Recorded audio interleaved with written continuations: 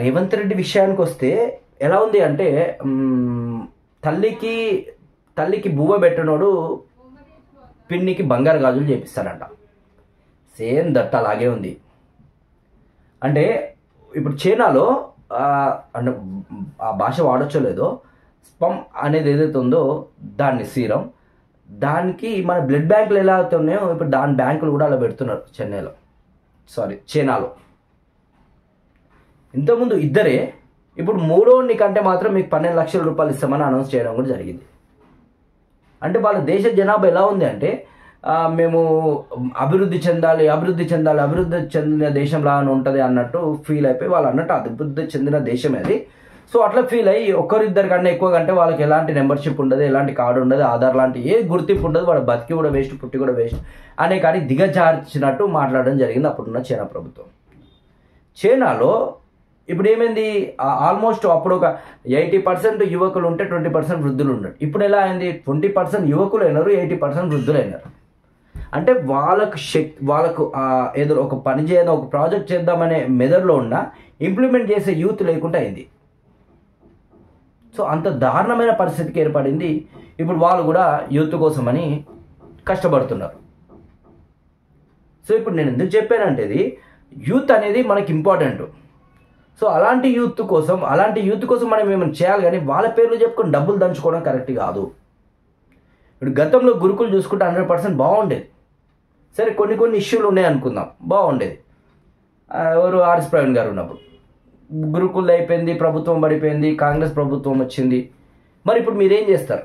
అప్పుడు గతంలో బీఆర్ఎస్ ప్రభుత్వం, టీఆర్ఎస్ ప్రభుత్వం ఉన్నప్పుడు ఇదే కాంగ్రెస్ నాయకులు లేదంటే ఇదే రేవంత్ రెడ్డి 300 మంది ఉన్న గురుకులలో 3 టాయిలెట్స్ మీ అయ్యనో మీ కొడుకునో పెట్టండి అని ఇదే భాషలో ఇదే లాంగ్వేజ్లో రేవంత్ రెడ్డి మాట్లాడి, నోరిప్పితే నీ అయ్యా అని మాట్లాడతారు రేవంత్ రెడ్డి, మన సీఎం రేవంత్ రెడ్డి గారు. మరి అప్పట్లో మీ అయ్య పోయి కూర్చోమను లేదంటే నువ్వు పో అని మాట్లాడినదే రేవంత్ రెడ్డి. మరి ఇప్పుడు ఏం చేస్తున్నాడు? ఇప్పుడు గురుకులలో ఎన్ని స్కూళ్ళు బాగున్నాయి. గతంలో పిల్లలు చెప్తే నాకే బాధ అనిపించింది. సార్ ఆడు ఉన్నాయి 2 టాయిలెట్లే సార్, మేము దగ్గర ఒక 150 మంది ఉంటారు, మేము ఆపుకోవాల్సి వస్తుంది, నీళ్ళు కూడా తాగం సార్, దప్పిక అవుతున్నా, దాహం వేస్తున్నా, నీళ్ళు కూడా తాగం, ఎందుకంటే టాయిలెట్ వస్తుంది, ఆ టాయిలెట్ టైంకి ఆడికి పోతే వాళ్ళు జనాలు ఉంటారు, క్యూ ఉంటుంది, మాకు ఇబ్బందిగా ఉంది, మేము తట్టుకోలేకపోతున్నామని కన్నీళ్ళు పెట్టుకుంటే నాకే బాధ అనిపించింది ఆ విద్యార్థిని చూస్తే.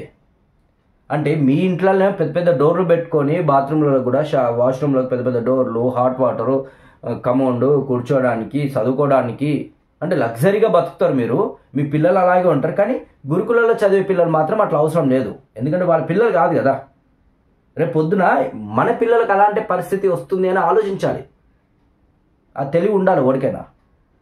నీకు గతంలో 10 ఏళ్ళు మొత్తుకున్నావు, నీకు ఆ గురుకుల స్కూల్లోకి అసలు గురుకుల స్కూల్ పర్మనెంట్ బిల్డింగ్లే లేవు, వాళ్ళకి వాష్రూమ్లు లేవు, వాళ్ళ పరిస్థితి దారుణమైన ఉంది, ఏం చేస్తుంది సీఎం కేసీఆర్ అది ఇదని మాట్లాడినది రేవంత్ రెడ్డి. మరి ఇప్పుడు నువ్వేం చేస్తున్నావు? అవే బాత్రూమ్లు, పిల్లలు ఇంకా పెరిగినారు. వాళ్ళు చెప్పుకోవడం ఎంత బాధ అనిపించింది అంటే, సార్ కొన్ని టైంలలో మేము మార్నింగ్ వచ్చేకల్లా అన్ని బీర్ సీసాలు పడి ఉంటాయని అన్నారు. అంటే చిల్లర నా కొడుకులు వచ్చి ఆడ బీర్లు తాగడమో లేదంటే ఆడ పడేసిపోతారు. మరి దాని మీద ఎలాంటి చర్యలు తీసుకున్నారు రేవంత్ రెడ్డి గారు చెప్పండి మీరే. అంటే వాళ్ళ ఆవేదన, వాళ్ళ బాధ చెప్పుకుంటే వాళ్ళని బెదిరించడు. వార్డులల్లో గురుకుల్ స్కూల్లో అయితే ట్యూషన్లో మన కాలేజ్లో హాస్టల్లో ఉన్న వార్డన్లు అయితే బెదిరించడం వాళ్ళని. అంటే మీకు విద్యార్థి ఓటు వేయడు కదా, మీకు అవసరం లేదు. సో విద్యార్థి మీకు ఓటు వేయడు కాబట్టి వాడి గురించి అవసరం లేదు. ఇది ఎందుకు చెప్పానంటే, నేను ఉన్న గురుకుల్లే సక్కంగా వాళ్ళకి సొంత బిల్డింగ్లు ఉండవు. గురుకుల స్కూళ్ళలో చాలా మటుకు కూడా అద్దె బిల్డింగ్లలో ఉంటున్నారు. మరి కొత్త బిల్డింగ్లు కట్టించవచ్చు కదా.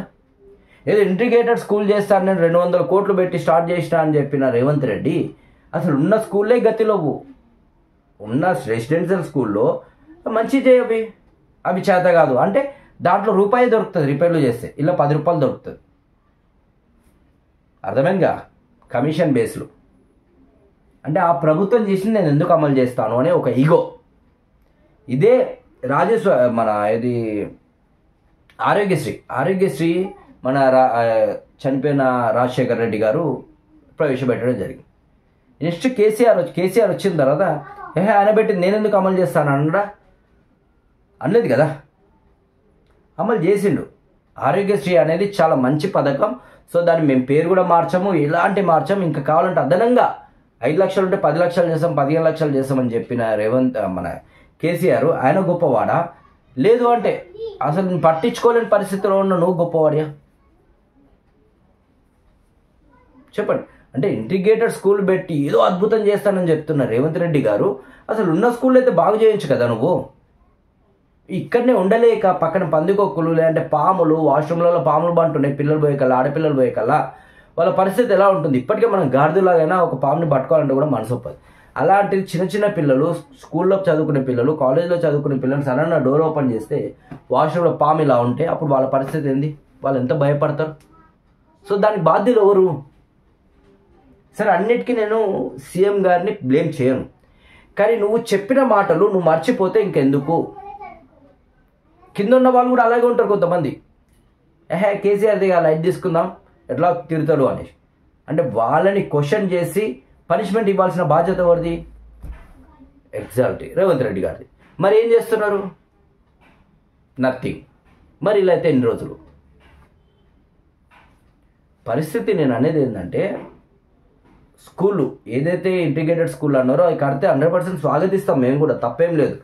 కానీ దీన్ని తలదన్నేలాగా మీరు కడతానంటున్నారు. ప్రజెంట్ ఉన్న స్కూళ్ళ పరిస్థితి ఏంది? టీచర్లు లేరు, లెక్చరర్లు లేరు, అందులో ఆయాలు లేరు.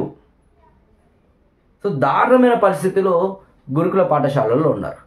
చాలామంది ఏడుస్తున్నారు. సార్ ఇందాక చెప్పానుగా సార్, మాకు ఎంత ప్రాబ్లం అయినా వాటర్ తాగాలంటే వాటర్ తాగితే ఏదైతే మోషన్ వస్తుంది, టాయిలెట్ వస్తుందని చెప్పి భయపడి మేము తాగడం మానేస్తున్నాం సార్, రూమ్కి వెళ్ళే ముందే తాగుతున్నాము అని. అంటే ఇంత దారుణమైన పరిస్థితి వస్తే ఏ తల్లిదండ్రులు ఎవరు తట్టుకుంటారు చెప్పండి బయటికి చెప్తే? ఇది ఇప్పుడు చెప్పకపోయేది, కానీ చెప్పే పరిస్థితి వచ్చింది. ఇప్పటికైనా మారుతారేమో, ఇప్పటికైనా కొద్ది మార్పు జరుగుతుంది కదా, చూద్దాం ఏమైనా మార్పు జరుగుతుందేమో, వాళ్ళకి హెల్ప్ఫుల్గా అవుతుంది. అంటే ఎప్పటికీ మార్పు జరగదే. ఎందుకంటే వాళ్ళు చదువుకొని వాళ్ళ మానాన వాళ్ళని వదిలేస్తారు. సో నేను ఏంటంటే, గురుకులు ఏదైతే మీరు ఇంటిగ్రేటెడ్ స్కూళ్ళ మీద పెట్టే డబ్బులు వల్ల ఒక 10% గురుకుల మీద పెట్టండి. పాత రెంట్లన్నీ క్లియర్ చేయండి, కరెంట్ బిల్లులన్నీ క్లియర్ చేయండి, ఆయాకి ఇచ్చే సరుకులు క్లియర్ చేయండి. సో ఇవన్నీ మీరు దాచిపెట్టుకొని వీడి మీద బట్ట కాల్చేద్దాం, వాడి మీద బట్ట కాల్చేద్దాం అంటే అది ఇంత మటు కరెక్టే. సో నేను చెప్పేది ఏంటంటే, మనం ఏ పని చేసినా అందరికీ నచ్చేలాగా ఉండాలి. మీరు ఇంటిగ్రేటెడ్ స్కూల్ పెడతానన్నారు, అందరు స్వాగతించాం కదా, మేము కూడా స్వాగతించాను. నేను కూడా వీడియో చేసి హ్యాపీ, మంచి పని చేస్తున్నాడు రేవంత్ రెడ్డి అని. కానీ పడిపోవడానికి రెడీగా ఉన్న గురుకుల్ని మీరు ఏం చేస్తున్నారు? ఎన్ని డబ్బులు, అంటే కోట్లు అంటే చాలా ఎక్కువైపోద్దేమో, ఎన్ని రూపాయలు ఖర్చు పెట్టారు? 10 రూపాయలు, 20 రూపాయలు, 30 రూపాయలు. అంటే అంత దీర్ఘమైన పరిస్థితికి ఈ గురుకులు అయితే ఏర్పడింది. మన గవర్నమెంట్ స్కూల్ కూడా అదే పరిస్థితి. టైంకి లెక్చరర్లు రారు, వచ్చిన బంతకాలు కొడతారు. సో ఇంకా వాళ్ళకి ఆస్కార్లు కూడా పనికిరావు గవర్నమెంట్ టీచర్లకు. దాని అమ్మని మించి ఇవ్వాలి. కానీ ప్రైవేట్ స్కూళ్ళలో తక్కువ జీతాలు, వాళ్ళ జీతాలు వాళ్ళకి చెప్పే చదువుకి సంబంధం లేదు, అయినా చేస్తారు, తక్కువ జీతమైనా సరే. అదే గవర్నమెంట్ స్కూళ్ళలో ఒక్కొక్కరు వేలు ఉంటాయి, వాళ్ళు ఏం పని చేయరు, వచ్చి సొల్లు పెట్టుకొని కూర్చుంటారు కొంతమంది. అంటే ఇంత చేస్తుంటే కూడా మీరు బ్లేమ్ చేయడం కరెక్ట్ కాదు అని ప్రతిపక్షాలు అంటారు. ఏం చేశారు మీరు? ఒక స్కూల్ భవనానికి రెంట్ కట్టారా? లేదు. రెంట్లో ఉన్నారు, ఆ భవనం తీసి ఇంకో దగ్గర షిఫ్ట్ చేశారా? లేదు. మరి ఫుడ్ లేదు, పరిస్థితి ఏంది? లేదు. అంటే ఇంటిగ్రేటెడ్ స్కూల్ పెడతా అంటూ బాగుంది, ఫస్ట్ గురుకుల్ని కదా సెట్ చేయాల్సింది నువ్వు. మన గురుకుల్ స్కూల్ బాగుంటేనే రాష్ట్రం అంతా బాగుపడుతుంది. గతంలో కేసీఆర్ ఉన్నప్పుడు పోటీ పడి తెలంగాణ ఎక్కడనో కింద అడుగున ఉన్నది పైన ఫస్ట్ ప్లేస్కి వచ్చింది. తెలంగాణ అక్కడ వరకు తీసుకొచ్చారు కేసీఆర్ గారు.